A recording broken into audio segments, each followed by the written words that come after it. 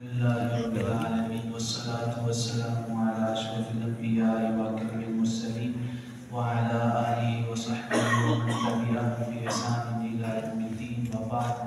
اللہ رب العزت کے فضل و کرم سے، اس کی توفیق خاص سے رات کو 9 پارے جو ہیں وہ مکمل ہو چکے ہیں سوائے ایک ربع کے۔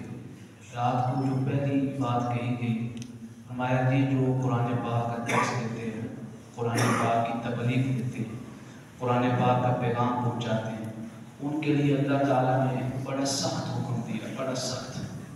فرمایا جو اس منصب پہ بیٹھتا ہے اس کے پاس حوصلہ اور بہادری اور ہمت ہونی چاہیے۔ الفاظ بھی فرمایا کتاب انزل الیک، یہ جو کتاب ہے نا جو تمہاری طرف نازل کی گئی ہے، فلا یکن فی صدرک حرج منہ لتنذر بہ، اس کا پیغام پہنچانے کے لیے، اس کا میسج پہنچانے کے لیے، اس کی تبلیغ کرنے کے لیے پھر تمہارے سینوں کے اندر کسی کا ڈر نہیں ہونا چاہیے، کسی کے مزاج کی رعایت نہیں ہونی۔ فلا یکن فی صدرک حرج، سینہ بالکل حالے کے ڈر سے اپنے آپ کے سینے کو بچا کر لتنذر بہ، تاکہ تم اپنی قوم کو ڈرا سکو، اپنے لوگوں کو صحیح ڈرا سکو حق اور سچ کے ساتھ، وذکریٰ للمؤمنین، اور مومنوں کو نصیحت کر سکو۔ اور فرمایا کسی کی بات نہیں ماننی ہے، اتبعوا ما انزل الیکم من ربکم، تم نے صرف وہی بات ماننی ہے جو قرآن پاک بیان کرتا ہے۔ ولا تتبعوا من دونہ اولیاء، اللہ کے سوا تم نے اس بات میں کسی کو دوست نہیں بنانا ہے کہ میرا فلان دوست ہے، اس نے مجھے کہہ دیا ہے تو میں ایسی بات نہیں کروں گا، میرے اس دوست کے خلاف نہ چلیے۔ نہ نہ نہ، فرمایا قرآن کی بات ہو تو تمہارا دوست صرف ایک ہی ہے، وہ تمہارے رب کے ساتھ۔ قلیلا ما تذکرون، لیکن فرمایا ایسی نصیحت کرنے والے، ایسی تبلیغ کرنے والے، قرآن پاک کا ایسا پیغام پہنچانے والے تمہارے معاشرے میں بہت کم ہوں گے، ہیں یا نہیں ہیں؟ یہ موٹیویشنل سپیکر آ کے ٹی وی چینل پہ بیٹھ، مولوی کیا کرتے ہیں مسجدوں میں، مسجدوں کے اندر لوگ کیوں نہیں آتے؟ میں نے کہا آپ ایک دفعہ صرف مسجد میں آ کے ایک جمعہ پڑھا دیں، آپ مسجد کے اندر ایک جمعہ نہیں پڑھا سکتے۔ آپ کی آڈینس میں اور ہمارے سامعین میں اور ہمارے نمازیوں میں بڑا فرق ہوتا ہے۔ آپ کو جو لوگ سننے آتے ہیں ان کا مزاج یہ ہوتا ہے کہ جو آپ نے بولنا ہے وہ ہم نے سننا ہے، وہ چاہے ہمارے مزاج کے خلاف ہو چاہے نہ ہو۔ ہمارے نمازیوں میں کیا فرق ہے؟ جو منبر پہ بیٹھا ہے اس نے ایسی بات کرنی ہے کہ کسی نمازی کے مزاج کے خلاف نہ چلی جائے، کوئی نمازی ناراض نہ ہو جائے۔ ایک ایک گھنٹے پہ بیٹھ کے جو لیکچر دیتے ہیں، مسجد میں آ کے صرف 10 منٹ کا جمعہ پڑھا دیں، دوسرے جمعے میں ان کو جواب نہ ہو گئے تو پھر یہ ہمت ہے۔ پھر دوسرا، آپ کے یہاں کیا ہے؟ آپ نے اپنے مزاج کے مطابق جو ہے وہ معاوضہ فکس کر لینا ہے کہ میں اتنا 1 گھنٹے کے لیکچر کروں گا۔ آپ 1 گھنٹے کے لیکچر کا لاکھ روپیہ لیتے ہو ہیں اور مولوی کو مہینے کے بعد پتہ نہیں کتنے ملتے ہیں۔ آپ اس معاوضے پہ آ کے مسجد میں خدمت کریں نا، آپ 1 مہینہ نہیں چلیں گے۔ آپ جو کرتے ہیں آپ کے لیے ایک نظام ہے، اور مولویوں کے لیے کوئی نظام نہیں ہوتا ہے، وہ اللہ تعالیٰ کے ساتھ ہوتے ہیں۔ کوئی نظام کے مطابق آ گیا تو ٹھیک ہے، نہ آیا تو نہ سے، اور آپ وہاں پہ بیٹھ کے کرتے ہیں۔ مولوی کرتے کیا؟ آپ صرف ایک دفعہ، صرف ان کو آزما کے دیکھیں، ایک دفعہ یہاں پہ آ کے درس دے دیں، کوئی بھی موٹیویشنل اسپیکر دوبارہ یہ بات نہیں کرے۔ اللہ تعالیٰ نے فرمایا اور حضور نبی کریم علیہ السلام نے فرمایا ایک زمانہ ایسا آئے گا لوگ علماء پہ بولیں گے۔ آپ کو معلوم ہے اس منصب پہ بیٹھنے والے شخص کے دل میں اللہ تعالیٰ صبر کیوں پیدا کرتا ہے؟ یہ حضور کی دعا کا صلہ ہے۔ ہمارے آقا کریم علیہ السلام نے فرمایا جو اس دین کی خدمت کرنا چاہتا ہے وہ اپنے آپ کو غربت کے لیے تیار کر لے، فاقے کے لیے تیار کر لے۔ کیوں؟ فرمایا زمانہ آئے گا لوگ نہ دین سنیں گے، نہ دین والے کے ساتھ کھڑے ہوں گے، نہ دین والے کا اتنا معاوضہ ہوگا۔ فرمایا غربت کے لیے تیار ہو۔ حتیٰ کہ ہمارے آقا کریم علیہ السلام نے فرمایا جو شخص کہتا ہے نا کہ میں مصطفیٰ سے محبت رکھتا ہوں وہ غربت کے لیے تیار ہو جائے۔ آپ سوچو یار یہ کیسے؟ یہ عجیب بات ہم نے سن لی کہ جو حضور سے محبت رکھے گا وہ غریب ہو جائے۔ ہمارے آقا کریم علیہ السلام نے فرمایا آج کے دور کی یہ بات بالکل حق اور سچ ثابت ہوتی ہے۔ فرمایا دور ایسا آئے گا اگر آپ میرے دین کے مطابق چلو گے نا تو تمہیں 10 روپے ملیں گے، اگر دین کو چھوڑ دو گے تو 10,000 بھی کما لو گے، ہے یا نہیں ہے؟ میری بات کو، میری سیرت کے اوپر محبت کرتے ہوئے چلتے ہوئے 10 روپے کما لینا. جب 10 روپے کماؤ گے تو اس دور میں غربت ہوگی، اس غربت کے مطابق زندگی جی لینا، پر میری محبت کا دامن نہیں چھوڑنا ہے. جب ایسا ہو جائے گا اللہ تعالیٰ 10,000 کمانے والوں کا گزارا 10,000 میں نہیں ہوگا، پر 10 کمانے والوں کا گزارا 10 میں بھی ہو جائے گا. کتنے مولویوں نے دھرنے دیے مجھے آپ بتائیں سڑکوں کے اوپر، ہماری تنخواہیں بڑھائیں. کتنے مولویوں نے مظاہرے کیے، کبھی کوئی دھرنے کوئی مظاہرے نہیں ہوئے. کیوں؟ یہ حضور نبی کریم علیہ السلام کی دعا کا سیکھ. اگلا واقعہ حضرت آدم علیہ السلام کا قصہ ہے، اور پورا میں آپ کو تفصیل سے سناتا ہوں.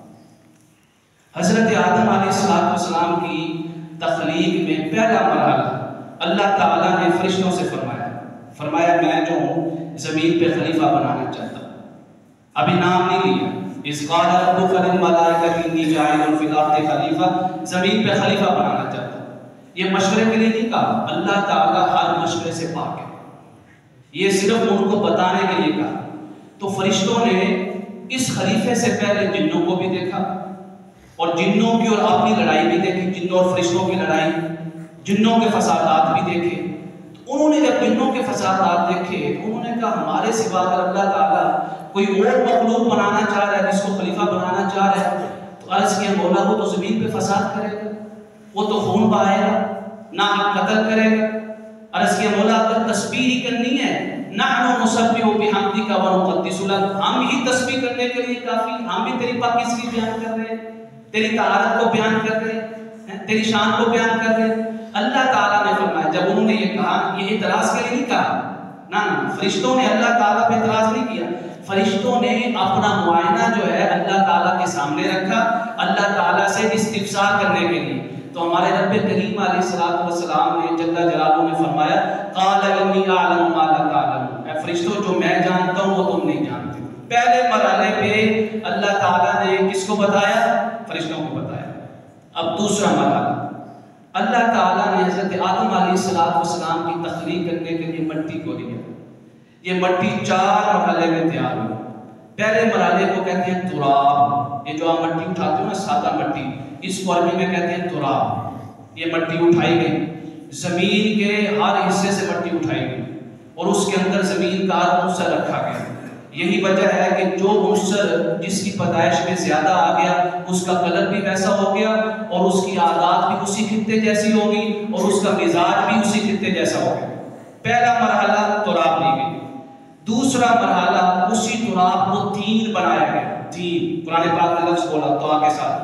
جب تراب کو، مٹی کو آپ گارے کے اندر گوندتے ہیں نا، جب گوند رہے ہوتے ہیں اس کو تین کہتے ہیں. اس تراب کو اس پانی کے ساتھ تیار کیا گیا. جب وہ تین بن گئی، گارے کی مٹی بن گئی، پھر آپ اس کو کیا کرتے ہیں؟ سکھاتے ہیں. جب سکھاتے ہیں نا تو اس کا رنگ تھوڑا سا کالا سا پڑ جاتا ہے. تو اللہ تعالیٰ نے فرمایا آدم علیہ السلام کی مٹی کی تخلیق کا تیسرا مرحلہ کیا ہے؟ حمأ مسنون. قرآن پاک کے الفاظ ہے حمأ مسنون. پھر ہم نے اس مٹی کو جو گارے سے گوندی ہوئی تھی سوکھی بنا دی، کالے کلر کی بنا دی. اب جب وہ سوکھ گئی نا، بالکل سوکھ گئی، تو اس کے اوپر آپ ایسے مارے نا تو آواز آتی ہے، کھٹکھٹا کرتی ہے، اس کی آواز آتی ہے. یہ جو آواز آتی ہے نا، اس مٹی کو کہتے ہیں صلصال کالفخار. پھر ہم نے اس مٹی کو صلصال کیا.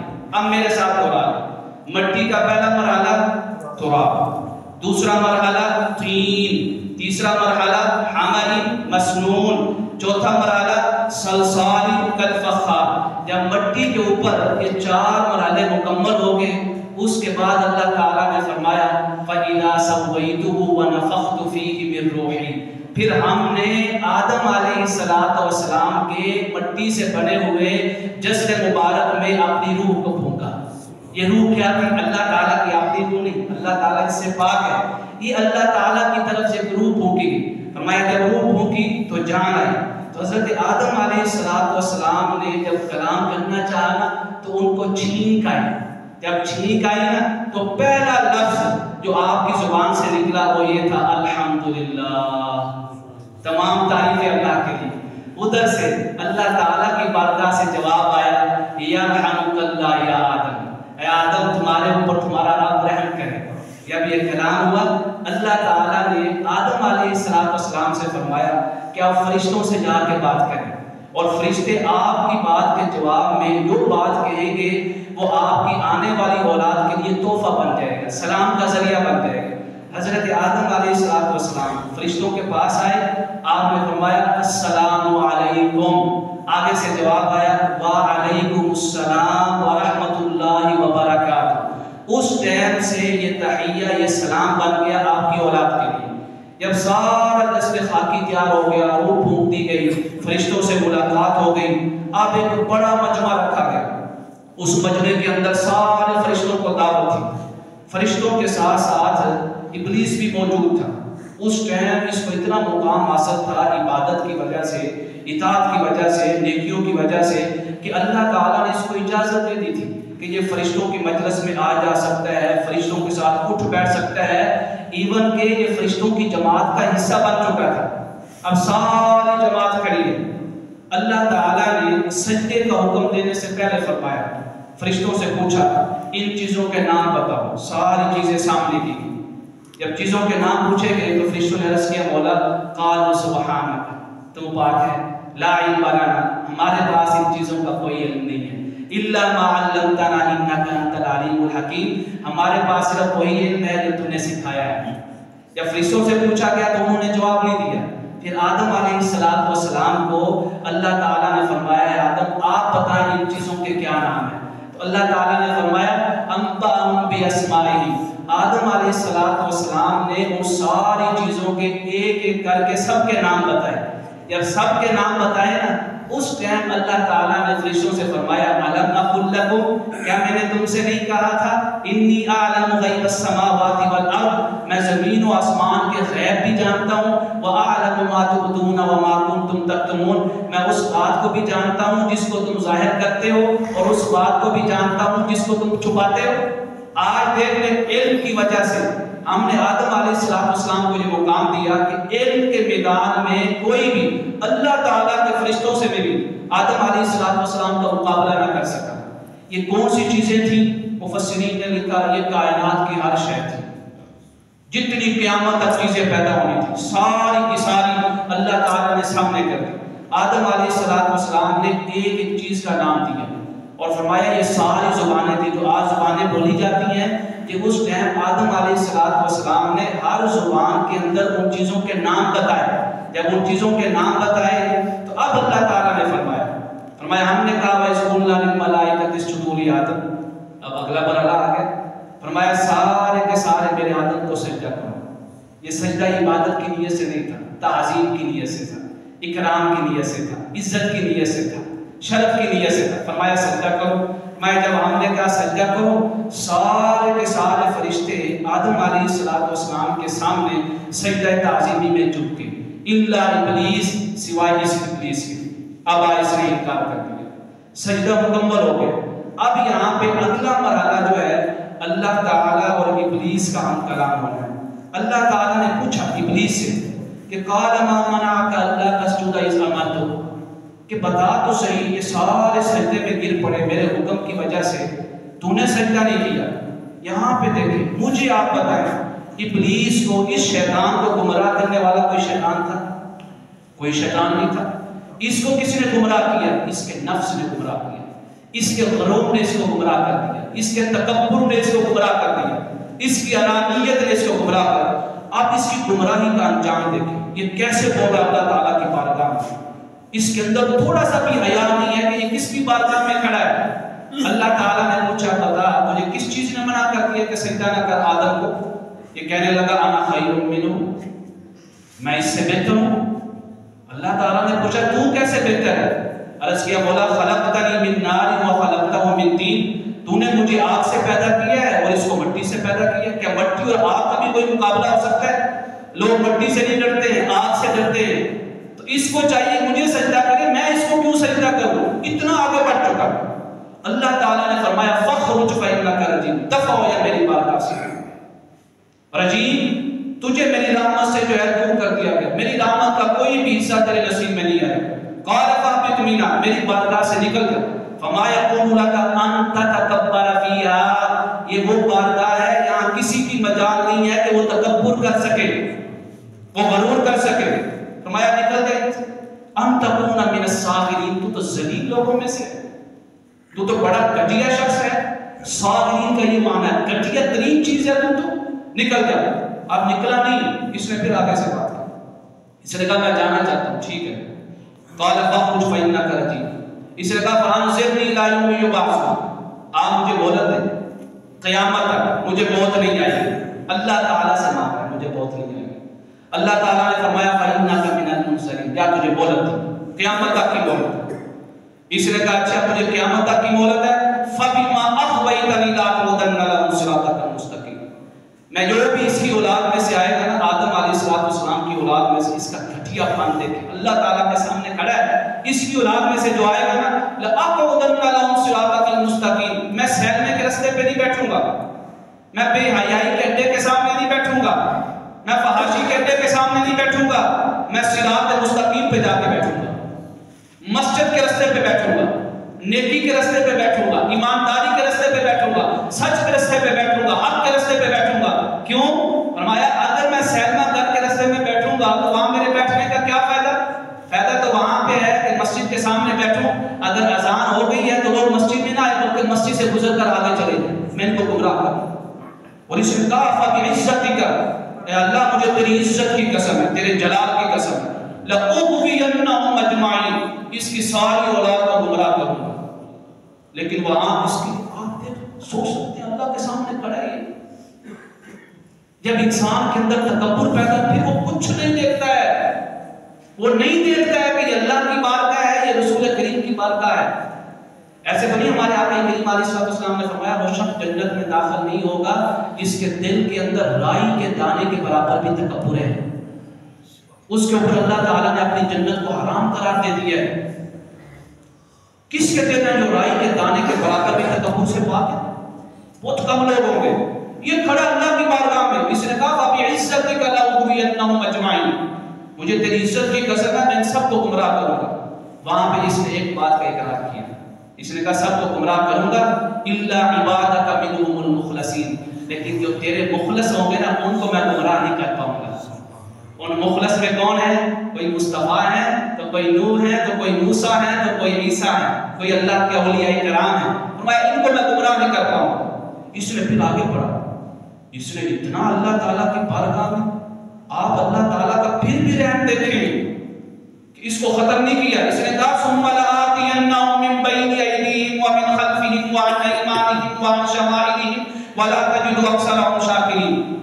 میں ان کے ایسا قریب ہوں گا، ان کے آگے سے بھی آؤں گا، ان کے پیچھے والے راستے سے بھی آؤں گا، دائیں سے بھی آؤں گا، بائیں سے بھی آؤں گا، اوپر سے بھی آؤں گا، نیچے سے بھی آؤں گا، جیسے بھی ہو سکا میں ان کو گمراہ کروں گا. اور ان کو گمراہ کر کے کہاں پہ لے کے جاؤں گا؟ اللہ تعالیٰ نے فرمایا اگر تو ان کو گمراہ کرے گا تجھے بھی دوزخ میں ڈالوں گا اور تیری جماعت کو بھی دوزخ میں ڈالوں گا. اب یہ مرحلہ ختم. اللہ تعالیٰ نے اس کو نکال دیا. جب نکالا تو آدم علیہ السلام سے فرمایا اللہ تعالیٰ نے وَيَا آدَمْ أَسْكُنْ أَنْتَ وَزَوْجُكَ الْجَنَّةَ، آپ بھی جنت میں رہیں اور آپ کی زوجہ محترمہ اماں حوا بھی جنت میں رہیں. اب جنت میں اتار دیا گیا. جب جنت میں اتارا گیا نا تو اتارتے ہوئے اللہ نے فرمایا اے آدم اس ملعون سے بچنا. ملعون وہیں پہ کھڑا ابھی تک، اس ملعون سے بچنا، یہ تمہارا بھی دشمن ہے اور تیری نسل اور اولاد کا بھی دشمن ہے. قال یا آدم اس سے بچنا کہیں ایسا نہ ہو جنت سے نکلوا دے. اب اللہ تعالیٰ نے اتار دیا. جب اتارا تو ابھی جنت کے اندر اس کا داخلہ منع نہیں ہوا تھا. جیسے آخرت میں جو ہے ہر ایک کا داخلہ منع ہو جائے گا سوائے ان لوگوں کا داخلے کی اجازت ہوگی جن کو اللہ تعالیٰ کی طرف سے اذن ہو جائے گا. اللہ تعالیٰ ہم سب کو اہل جنت کے ساتھ میں شامل فرمائے. اب دیکھیں اگلی بات، اس کی جسارت آپ دیکھتے تھے. اس نے کیا کیا کہ آدم علیہ السلام اپنی زوجہ محترمہ اماں حوا کے ساتھ جنت میں آئے. جب جنت میں آئے اس نے ہر کوشش کی فَبَدَتْ لَهُمَا سَوْآتُهُمَا، ہر کوشش کی. جب کوشش کی نا اس نے کہا آدم جانتے ہو اللہ نے تجھے کیوں منع کی ہے اس درخت کے قریب نہ جانا، وَلَا تَقْرَبَا هَٰذِهِ الشَّجَرَةَ. اب یہ قسمیں اٹھانے لگا. اس نے کہا اللہ تعالیٰ نے تجھے اس لیے منع کیا ہے کہ اگر اس درخت سے کچھ نہ کچھ کھا لیا نا تو ہمیشہ کے لیے فرشتوں میں سے ہو جائے گا اور ہمیشہ کے لیے یہیں پہ رہے گا جنت میں. کیونکہ اللہ تعالیٰ نے تو بتا دیا تھا کہ ہم نے آپ کو خلیفہ بنایا ہے، زمین پہ جانا ہے. اس نے کہا جنت میں رہے گا ہمیشہ کے لیے، اور فرشتہ بن جائے گا، ان تکونا ملکین، دونوں فرشتے بن جاؤ گے، او تکونا من الخالدین، یا پھر دونوں ہی ہمیشہ ہمیشہ جنت میں رہو۔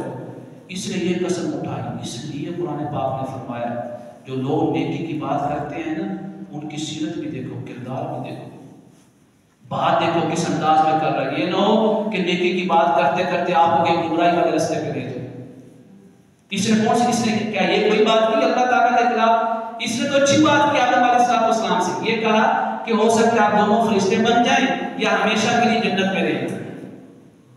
جب آدم علیہ السلام سے بات و مباحثہ ہوا، آپ نے مانا نہیں۔ وقاسمہما، یہ دونوں کے سامنے قسمیں اٹھانے لگا، قسم اللہ کی، قسم اللہ کی، جو میں کہہ رہا ہوں وہ یہی صحیح ہے۔ انی لکما لمن الناصحین، میں تو تم دونوں کا خیر خواہ، بھلائی چاہنے والا ہوں، تم دونوں کی اچھائی چاہنے والا۔ کتنے لوگ ہماری اچھائی چاہنے والے، خیر چاہنے والے، بھلائی چاہنے والے، ہمیں تباہی کی طرف لے جاتے ہیں۔ قسمیں اٹھانے لگا۔ جب قسمیں اٹھانے لگا تو آدم علیہ السلام اس کے کہنے میں آ گیا، فَدَلَّاهُمَا بِغُرُورٍ، یہ دھوکے کے ساتھ دونوں کو اس درخت کے پاس لے گیا۔ جب درخت کے پاس لے گیا، فَلَمَّا ذَاقَا الشَّجَرَةَ بَدَتْ لَهُمَا سَوْآتُهُمَا، تو دونوں نے اس درخت سے کچھ نہ کچھ چکھ لیا۔ جب چکھا تو قضائے حاجت درپیش ہوئی۔ جب قضائے حاجت کی ضرورت پڑی تو اللہ تعالیٰ نے فرمایا کہ ان کو لباس کی ضرورت پڑی۔ وَطَفِقَا يَخْصِفَانِ عَلَيْهِمَا مِن وَرَقِ الْجَنَّةِ، وہ جنت کے پتے اٹھا کے اپنے جسموں کے اوپر رکھنے لگے دونوں، حضرت آدم علیہ السلام اور اماں حوا، اپنے جسم کو ڈھانپنے کے لیے۔